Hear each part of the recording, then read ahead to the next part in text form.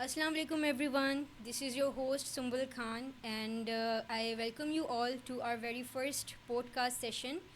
उम्मीद है कि आप सब बिल्कुल ठीक होंगे and let me introduce you to our very first guest speaker mister Akeel Gadid a young entrepreneur. So अस्सलाम वालेकुम अकील, कैसे हैं आप? वालेकुम अस्सलाम मिस सुम्बुल। मैं अल्हम्दुलिल्लाह ठीक, आप कैसी हैं? अल्हम्दुलिल्लाह आई एम गुड. आप थोड़ा सा अपने बारे में इंट्रोडक्शन दें, अपना हमारी ऑडियंस को बताएं अपने बारे में. अच्छा, तो मेरा नाम मोहम्मद अकील है और मैं बहुत शुक्रगुज़ार हूँ आपका कि आपने आज मुझे यहाँ पर इनवाइट किया। एक वाइड ऑडियंस के सामने, एक जो यूथ है आजकल की, उसके सामने मैं बोल सकूँ। बेसिकली मेरा जो ताल्लुक़ है वो एक मेमन फैमिली से है। अल्हम्दुलिल्लाह मेमन फैमिली से बिलोंग करता हूँ और काफ़ी चीज़ें की हैं। सोशल एक्टिविस्ट रहा हूँ काफ़ी अरसे तक। 2016 से मेरी जर्नी स्टार्ट रही थी। Right after my matric I started social working, different projects किए, कम्युनिटीज़ के लिए काम किया। एक पेशेंट जो होता है ना, वो एक बिल्डअप था अंदर ही अंदर कि भाई कुछ करना है कम्युनिटी के लिए, तो वो किया। दैन जो है 2021 में मैंने जो है Pakistan US alumni network as elected हुआ एक्सचेंज एम्बेसडर, उसको सर्व किया। दैन जो है अभी रिसेंटली मैं अपने बिज़नेस की तरफ शिफ्ट हुआ हूँ ताकि बिज़नेस को टेक केयर कर सकूँ। और अल्हम्दुलिल्लाह ऑनलाइन ई कॉमर्स का बिज़नेस चल रहा है जिसमें आर्टिफिशियल ज्वेलरी जो है वो एक बल्क ऑडियंस को जो है ना रीच कर पा रहे हैं और उनको सेल आउट कर रहे हैं। तो अल्हम्दुलिल्लाह वो बहुत काफ़ी अच्छा चल रहा है। तो ये एक मेरा छोटा सा इंट्रोडक्शन था। प्लस डिफरेंट ट्रेनिंग्स में भी आपने मुझे देखा होगा। सोशल मीडिया पर आप चले जाएं तो अकील गाडिद लिख लें तो उस पर सारी डिटेल, सारी चीज़ें आ जाएंगी। तो वो सारी चीज़ें आप वहाँ से भी देख सकते हैं। तो ये था मेरा शॉर्ट सा इंट्रोडक्शन। बाकी सो अकील, आपकी स्टोरी तो लाइक काफ़ी इंस्पायरिंग है, बट ये शिफ्ट कैसे हुआ? लाइक एक एंटरप्रेन्योरशिप, एक एज ए यूथ एक्टिविस्ट, वो सोशल वर्किंग वाला पैशन, और ये अचानक से ये शिफ्ट हो गया, एक एंटरप्रेन्योरशिप जर्नी आपने स्टार्ट कर दी. So how did this happen और ये आपकी जर्नी जा कैसी रही है? थोड़ा सा इसके बारे में बताएंगे प्लीज़. बेसिकली जो सोशल एक्टिविस्ट होता है, सोशल वर्कर होता है, वो बेसिकली होता ही एंटरप्रेन्योर है, क्योंकि उसके माइंड में डिफरेंट प्रॉब्लम्स का सलूशन निकालना आता है। क्योंकि जब आप फील्ड में काम करते हो, कम्युनिटी में काम करते हो, तो आपको पता चलता है कि भाई कितनी प्रॉब्लम्स हैं जिनको आपने सॉल्व करना है और क्रिटिकली थिंक करना है उसको सॉल्व करने के लिए, उसको प्रॉब्लम को टैकल करने के लिए। तो वहाँ से आपकी जर्नी स्टार्ट होती है। वहाँ से मैंने अपना सोशल एंटरप्रेन्योरशिप की एक जो जर्नी थी, अक्सर लोगों को पता नहीं होता सोशल एंटरप्रेन्योरशिप है क्या। तो सोशल एंटरप्रेन्योरशिप बेसिकली ये है कि आप जो है किस तरह एक कम्युनिटी को भी फ़ायदा पहुंचा रहे हो और अपनी ज़ात को भी फ़ायदा पहुंचा रहे हो। तो वहाँ से जब ये जर्नी स्टार्ट हुई तो आहिस्ते आहिस्ते ज़ाहिर सी बात है कि डिफरेंट लोगों से मिले, डिफरेंट लोगों को जाना, डिफरेंट चीज़ों को जाना कि भाई दुनिया में हो क्या रहा है। क्योंकि अक्सर लोग ये करते हैं कि लोग दूसरे लोगों से मिलते नहीं हैं, दूसरे लोगों को जानते नहीं हैं, इंटरेक्ट बात नहीं नहीं करते. करते, इंटरेक्ट नहीं करते। इस वजह से जो उनका एक्सपीरियंस है वो बहुत ही लिमिटेड. लिमिटेड ऑडियंस तक होता है। जबकि एक सोशल वर्कर जो होता है, जो फील्ड में काम कर रहा होता है, उसका जो एक्सपीरियंस है एक वाइडर ऑडियंस तक जाता है, वो दूसरों को जानता है, पहचानता है। तो ज़ाहिर सी बात है ये सारी चीज़ें चल रही थी। तो मैं बताना चाहूँगा कि ये स्टार्ट जो मैंने स्टार्ट किया है बिज़नेस, ये जस्ट मैंने स्टार्ट किया 8000 रुपीज़ से। ओके. 8000 रुपीज़ से स्टार्ट किया और जो है ना अल्हम्दुलिल्लाह आज जो है डिफरेंट एग्जीबिशंस में रिप्रेजेंट किया है, शॉप है और जो है ऑनलाइन प्लेटफॉर्म्स पर भी सेल हो रहा है। तो ये सारी चीज़ें जो है ये टाइम टू टाइम आई।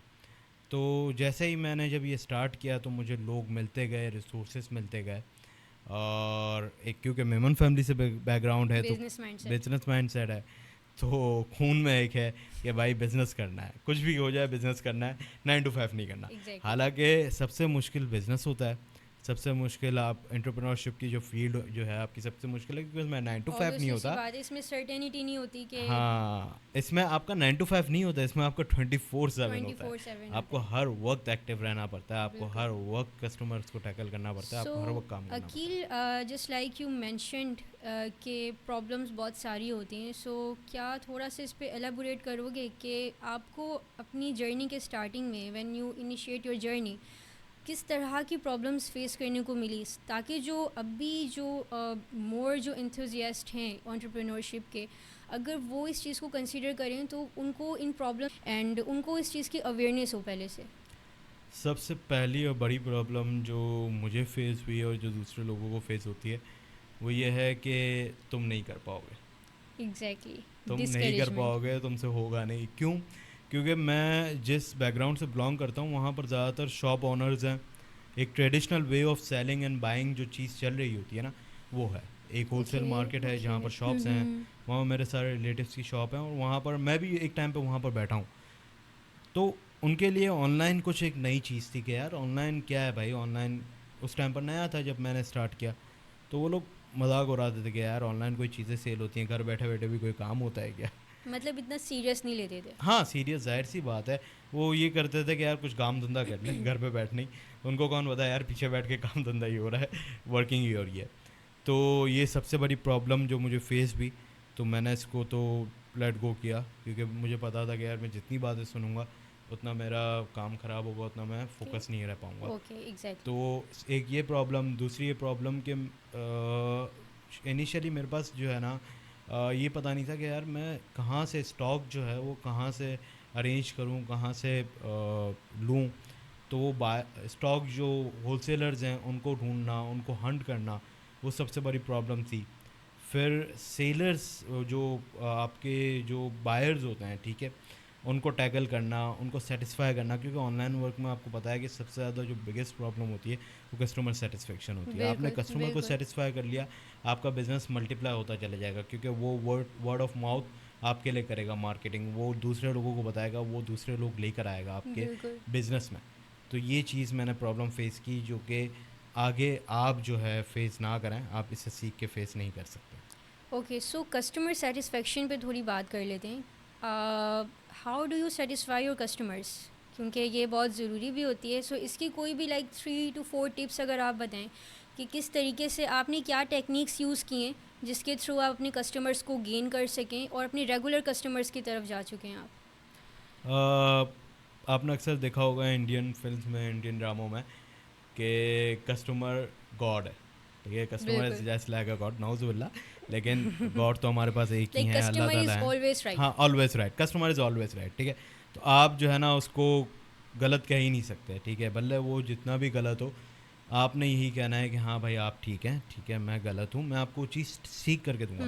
अक्सर हमारे यहाँ पर ये होता है कि लोगों में अकड़ होती है कि नहीं भाई मैंने तो चीज़ सही भेजी थी, गलती आपकी कस्टमर तरफ ठीक से नहीं हुई है। है, कस्टमर की तरफ से हुई है, एग्जैक्टली। ठीक है। तो अक्सर लोगों में ये प्रॉब्लम होता है, वो लोग ये अकड़ कर जाते हैं कि भाई नहीं मैंने उसी ही भेजी थी, मैं कुछ नहीं कर सकता, गलती आपकी है। वहाँ पर आपका कस्टमर ख़राब होना शुरू होता है। वहाँ पर वो एक कस्टमर ख़राब नहीं होता, वहाँ पर वो 10 और को लेकर ख़राब होता वर्ड है। Of mouth. वापस वही चीज़ आ गई, वर्ड ऑफ बिल्कुल। माउथ होता है, वो आपके 10 और कस्टमर्स को लेके ख़राब होगा, बैड रिव्यूज़ देगा, ठीक है, आपके बिजनेस के बारे में। इवन दो चार जो लोगों में चीज़ बैठ के होगी बात भी करेगा, नहीं उसके बारे में भी बढ़ा फिर चढ़ा के रूमर्स, बात करेगा, एग्जैक्टली, रूमर्स आ क्योंकि जाएंगे। यहाँ पर अच्छी बात को इतना ज़्यादा बढ़ाया चढ़ाया नहीं जाता, लोग ज़्यादा बुरी बात को बढ़ाए, नेगेटिविटी को ज़्यादा नेगेटिविटी को प्रमोट किया ज़्यादा जाता प्रमोट करते हैं। है। बिल्कुल। तो ये जो चीज़ है वो आपने टैकल करनी है कि भाई छोटी सी भी भला आपकी गलती नहीं है, आप उसको चेंज कर लो, ठीक है। कस्टमर कह रहा है कि मैंने ये नहीं मंगवाया था, भले उसने ऑर्डर दिया, उसने पिक्चर्स देखी, उसने वीडियो देखी हो, वो पूरा सेटिस्फाई होकर उसने मंगवाया, लेकिन एट द एंड ऑफ जब आपका पोस्ट फीडबैक का वक्त आता है, पोस्ट परचेज का वक्त आता है, तो वो कह रहा है कि नहीं मुझे पसंद नहीं आया है, मैंने ये नहीं मंगवाया था, तो आप वापस कर दो, ठीक है। ये आपकी सबसे बड़ी चीज़ होगी कि अगर आप वापस कर लोगे तो एक जो है जुनैद जमशेद का एक बयान है जिसमें वो कह रहे हैं कि हमारी ये पॉलिसी है, जब वो बिज़नेस के बारे में बता रहे थे कि हमारी एक पॉलिसी है कि हम कोई भी चीज़ है, ठीक है, उसको हम लोग वापस कर लेते हैं, ठीक है। और इसी तरह वो रेफरेंस दे रहे थे वॉलमार्ट का कि जिसमें एक शख्स 6 महीने बाद एक स्वेटर बदली करने गया, ठीक है ना, उसके पास रिसिप्ट थी ना कुछ था, जस्ट टैग लगा हुआ था, ठीक है, वो उसको वेयर भी कर चुका था, लेकिन वो वापस करवाने गया तो वॉलमार्ट वाले ने वापस कर लिया कि हाँ आप वापस दे दें, हम इसको वापस कर देंगे। क्यों? जस्ट इसलिए क्योंकि वो शर्ट वहाँ की थी, वॉलमार्ट का टैग वॉलमार्ट की लगा थी, हुआ वो था। अपने कस्टमर को ख़राब नहीं करना चाह रहे थे, एग्जैक्टली। ठीक है, कस्टमर सेटिस्फेक्शन वो पहले देखते हैं। तो यही चीज़ हमें हमारा दीन भी सिखाता है, हमने तो इसको छोड़ दिया बिल्कुल, है। यहाँ बिल्कुल। पर तो कोई एक चीज़ दुकान से लेने जाओ और अगले दिन वापस कराने जाओ तो वो तो आपको बैड वर्ड्स कहेगा, गालियाँ देगा और वापस भेजेगा, ठीक है। आजकल तो ये बहुत ज़्यादा इन हो गया और इस तरीके की चीज़ें इतनी ज़्यादा, मतलब जैसे जुनैद जमशेद का भी जिस तरीके से आपने कोट किया है मैसेज, वो तो बिल्कुल ही लाइक नहीं है, ट्रेंड बिल्कुल भी नहीं है इस चीज़ हाँ, का। उन्होंने ट्रेंड निकाला था अपने ब्रांड पे कि वो चीज़ वापस ले लेते थे, वो चीज़ ये नहीं कहते थे कि यार हमारे यहाँ पर रिफ़ंड या चेंज नहीं है, ठीक है, बिल्कुल। वो रिफ़ंड एक्सचेंज दोनों कर लेते थे, ठीक है, चाहे आप जितने टाइम बाद भी लेकर आ रहे हो। अभी की पॉलिसी मुझे नहीं पता, लेकिन वो पहले उनकी पॉलिसी अमल हो रही थी। तो आपने एक ये चीज़ अडॉप्ट करनी है कि आप कस्टमर को हैप्पी रखो। ओके, अच्छा, जो आपकी जर्नी है इसमें सबसे कह लो कि बेस्ट लेसन क्या था आपका? कोई ऐसी मिस्टेक जिसके थ्रू आपको एक बहुत बड़ा लेसन मिला हो कि नेक्स्ट टाइम वो हो ही नहीं सकती, रिपीट ही नहीं हो सकती? सेलिंग के पर्पज़ से तो एज सच कोई ख़ास लेसन नहीं मिला, मतलब लेसन है बट वो आप ज़्यादा मैं नहीं समझता, क्योंकि आपने सबने ओके। एक्सपीरियंस किया होगा। हम्म। लेकिन एक लेसन मुझे ये मिला है कि आप जब भी कोई बिज़नेस स्टार्ट कर रहे हो तो इसकी डॉक्यूमेंटेशंस आप पहले से कर लो, ठीक ठीक है। है, आप जो है प्री प्लान कर लो। प्री प्लान कर लो उसको। आप ये देख लो कि भाई अगर बिज़नेस कोई स्टार्ट किया है तो वो सबसे पहले ख़त्म वो मैनेज कर लो कि ख़त्म किस तरह होगा। ये प्लान कर लो आप कि भाई बिज़नेस अगर स्टार्ट किया तो उसको एंड पॉइंट तक किस तरह ले जाना है, ठीक है। बीच में नहीं छोड़ देना या गिव अप नहीं दे देना। गिव अप नहीं देना, ताकि आपके पास एक एंडिंग तैयार हो कि यार इसको हैप्पी एंडिंग किस तरह करनी है, ठीक है। प्लस ये कि अगर आप किसी के साथ पार्टनर हो या किसी के साथ साथ मिल के बात काम कर रहे हो तो एक ट्रस्ट लेवल तो होता है, ठीक है, लेकिन फिर भी आपने सारी चीज़ें पहले से क्लियर कर लेनी है कि आपका रोल ये है, मेरा रोल ये है, आपका परसेंट ये है, मेरा परसेंट ये है। क्योंकि बाद में जब बिज़नेस इंक्लाइन की तरफ जाता है ना, इंक्लाइन मतलब यूं इंक्लाइन की तरफ ऊपर की तरफ जाता है, हम्म। तो गिले शिकवे बहुत आने लग जाते हैं, एक बीच में बातें बनना बहुत शुरू हो जाती हैं कि यार ये चीज़ तो हमने डिस्कस ही नहीं की थी, मैं तो ये लूँगा, मेरा तो ये मिसअंडरस्टैंडिंग्स। मिसअंडरस्टैंडिंग्स बहुत बिल्डअप हो जाती है। तो ये एक मैं लेसन देना चाहूँगा कि आप जो है ना इस पर फोकस करें। आप कोई भी बिज़नेस ओके। स्टार्ट करें तो उसका एंडिंग पॉइंट देख लें कि वो एंड किस तरह होगा, ठीक है। अगर कोई पार्टनरशिप है तो पार्टनरशिप में आप सारी क्लियरिफिकेशंस पहले से कर लें। तीसरी चीज़ ये है कि आप जो है उसकी प्रॉपर प्लानिंग करें। अक्सर हमारे यहाँ पर ये होता है कि चाय के ढाबों पे बिज़नेस प्लान हो रहे होते हैं और वो 1 घंटे बाद वहीं पर ही बिज़नेस ख़त्म होकर अपने अपने घर और चले फिर जाते नेक्स्ट डे नेक्स्ट प्लान हो हैं। रहा नेक्स्ट होता डे है। नेक्स्ट प्लान हो रहा होता है। कोयटा होटल इसके लिए मशहूर मशहूर है हमारे यहाँ पर। तो आप प्लानिंग तो कर रहे हो लेकिन वो आपकी डॉक्यूमेंटेड होनी चाहिए, ताकि आपको पता हो कि यार मैंने ये प्लान किया है, नेक्स्ट गोल मेरा ये है, नेक्स्ट चीज़ मेरी ये है, पूरा एक माइलस्टोन बना हुआ होना चाहिए ओके। कि आपने अच्छा, इस तरह लेकर चलना है। पार्टनरशिप के ऊपर अगर बात की जाए तो पार्टनरशिप में मोस्टली ये होता है कि जेलिसी फैक्टर भी आ जाता है। सो इस फैक्टर को किस तरीके से हैंडल किया जा सकता है? यार क्योंकि मोस्टली ये होता है कि आप बहुत अच्छे फ्रेंड्स होते हो and after decomposition of that partnership आप फ्रेंड्स भी नहीं रहते। ऐसा अक्सर होता है, ठीक है, ये मेरे साथ एक्सपीरियंस हो चुका है, काफ़ी लोगों के साथ होता है एक्सपीरियंस ये। तो कुछ लोग कहते हैं कि यार आप अपने दोस्त के साथ बिज़नेस नहीं करो, लेकिन मोस्टली यही होता है। मैं ये कहूँगा कि यार आप अपने दोस्त के साथ बिज़नेस करो, क्योंकि वो आपके साथ शुरू से लेकर अब तक है, वो आपके साथ मुखलिस है। दोस्त वही हो जो मुखलिस हो, आजकल के दोस्त नहीं जो आप बट देख रहे हो तो। समटाइम्स ये होता है कि आउट ऑफ ट्रैक भी हो जाते हैं। ज़ाहिर सी बात है मिसअंडरस्टैंडिंग्स आती बिल्कुल। हैं, लाइफ का नाम ही अप एंड डाउन है यार। लाइफ अगर स्ट्रेट लाइन में चलेगी तो वो लाइफ नहीं है। जिस तरह आप देख रहे होते हो कि हॉस्पिटल में एक मीटर होता है, इसमें लाइफ दिखा रहा होता है, वो अप एंड डाउन हो रही होती है, जब वो स्ट्रेट हो जाती है तो मीन्स लाइफ एंड। तो इस वजह से अगर आप स्ट्रेट जा रहे हो, बिल्कुल ठीक जा रहे हो, तो आपको कोई वो ही नहीं है, वजूद ही नहीं है, जब तक आप अप एंड डाउन ना हो। तो बिल्कुल। अप एंड डाउन्स आते हैं, मिसअंडरस्टैंडिंग्स आती हैं, और दोस्तियाँ भी ख़राब होती हैं। लेकिन सबसे ज़्यादा आपके लिए ये पहले ज़रूरी रखता है कि आप पहले बिज़नेस के लिए क्या फ़ायदेमंद है वो देखो, ठीक है, और फिर दोस्ती को बाद में देखो, ठीक है। क्योंकि आपकी दोस्ती और बिज़नेस दोनों अलग अलग है, ठीक है। आपने ओके। बिज़नेस पर एक टाइम दिया हुआ होता है, आप देखो कि विन विन सिचुएशन कहाँ पर हो रही है। हमेशा ऐसा नहीं होता कि यार विन लूज सिचुएशन हो या लूज विन सिचुएशन हो, लूज लूज सिचुएशन हो। कहीं ना कहीं ऐसा रास्ता होता है जहाँ पर आप विन विन सिचुएशन कर सकते हो। तो आप नेगोशिएट करो, आप बातचीत करो। हमारे यहाँ पर प्रॉब्लम्स इसीलिए नहीं होती कि हम लोग बातचीत नहीं करते। एग्जैक्टली, बट समटाइम्स ये भी होता है कि आपका दिल भी नहीं चाहता बातचीत करने का।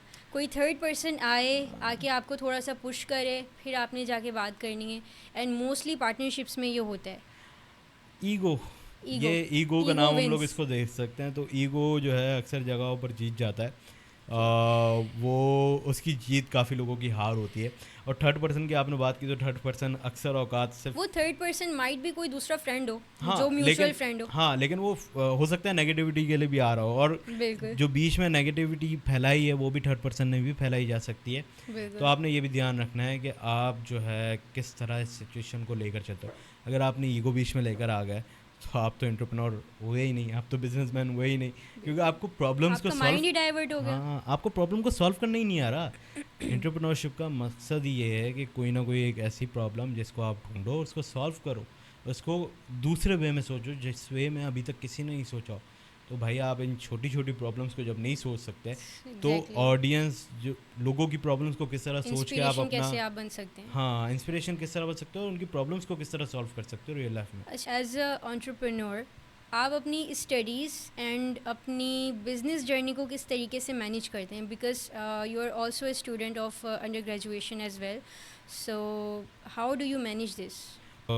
क्योंकि जाहिर सी बात है कहीं ना कहीं फ्लॉज आ जाते हैं, आपको हर वक्त एक्टिव रहना बिल्कुल। पड़ता है, और जाहिर सी बात है असाइनमेंट्स इतने होते हैं, स्टडीज़ के हवाले से इतनी सारी चीज़ें होती हैं, आप नहीं कर पाते टैकल।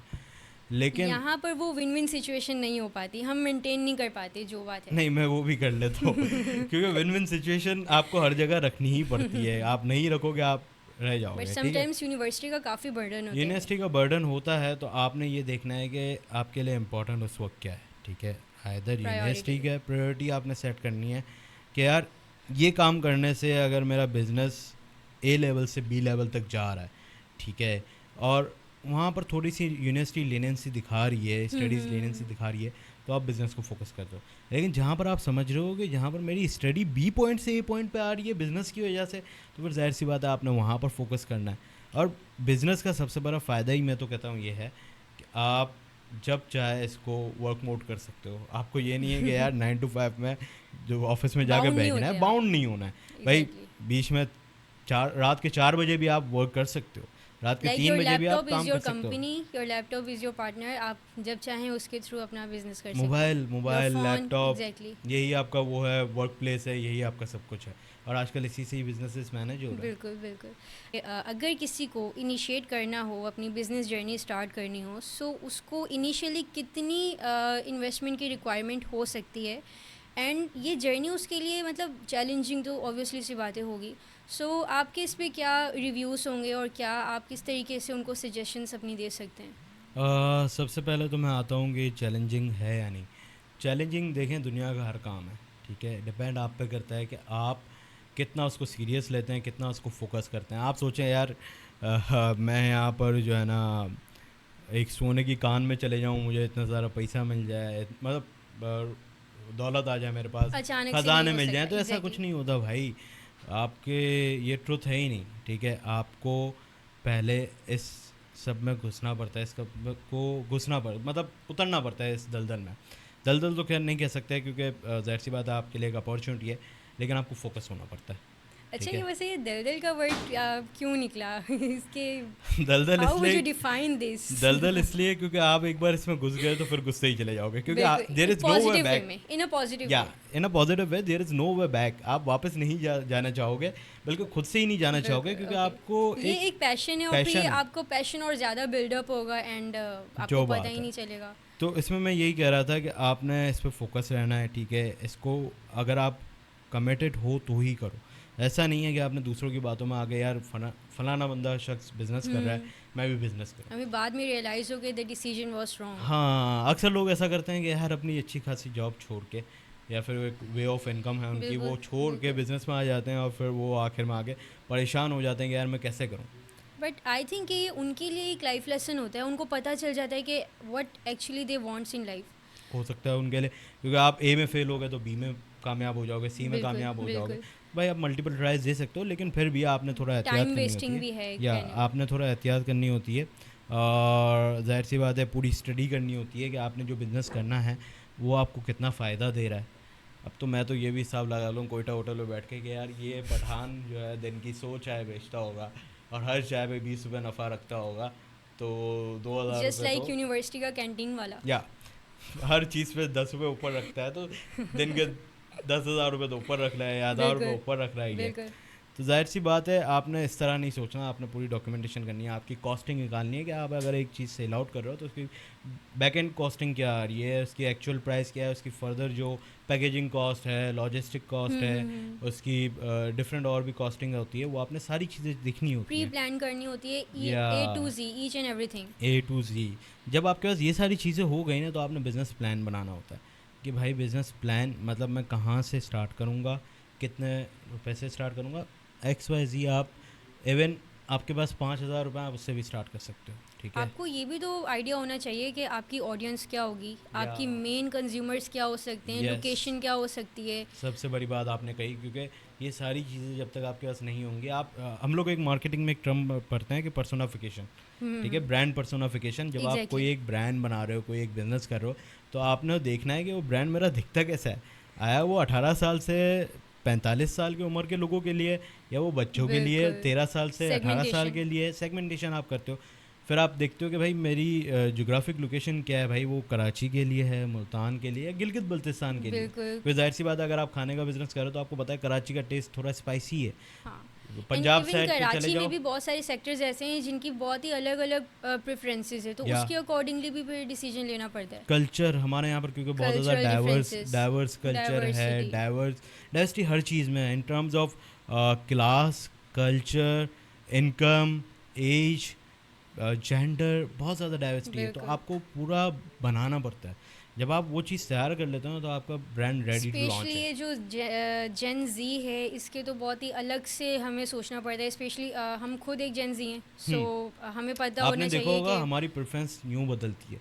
आप देख रहे हो कि एक जगह एक हमें हर चीज़, चीज़ ट्रेंडी चाहिए, एडवांस चाहिए, या टेक्नोलॉजिकली अगर एक्टिव आपको चाहिए। पता है कि आप फलाना दुकान से एक चीज़ खरीद रहे हो वो 100 रुपीज़ की है, और दूसरी दुकान से वो 98 रुपीज़ की है, तो आप दूसरी दुकान से लोगे। आप ये नहीं सोचोगे कि यार मैं उसके साथ लॉयल रहूँ, मुझे 100 रुपये की काफ़ी बिल्कुल। सालों से दे रहा है। आप चेंज कर जाओगे। तो ब्रांड स्विच हो जाएगा या आपका। जेन जी में लॉयल्टी नहीं है, वो ब्रांड स्विच कर सकता है, ठीक है। तो आपको उनके हिसाब से अपडेट रहना पड़ता है, उनके ट्रेंड के हिसाब से अपडेट रहना पड़ता अच्छा अकील, मेरा लास्ट क्वेश्चन ये होगा कि अपनी जर्नी से कोई एक छोटा सा मैसेज अगर आप उन यंग एंटरप्रेन्योर्स को दें जो कि आपकी तरह ही अपनी जर्नी को स्टार्ट कर रहे हैं या करने वाले हैं, योर फेलोज, सो वो एडवाइस क्या होगी, वो मैसेज क्या होगा? मैं ये देना चाहूँगा कि आपने बैम्बू देखा है, बैम्बू ट्री, या वो आपने देखा होगा कि वो जो है ना ग्रो बिल्कुल जल्दी नहीं करता, ठीक है।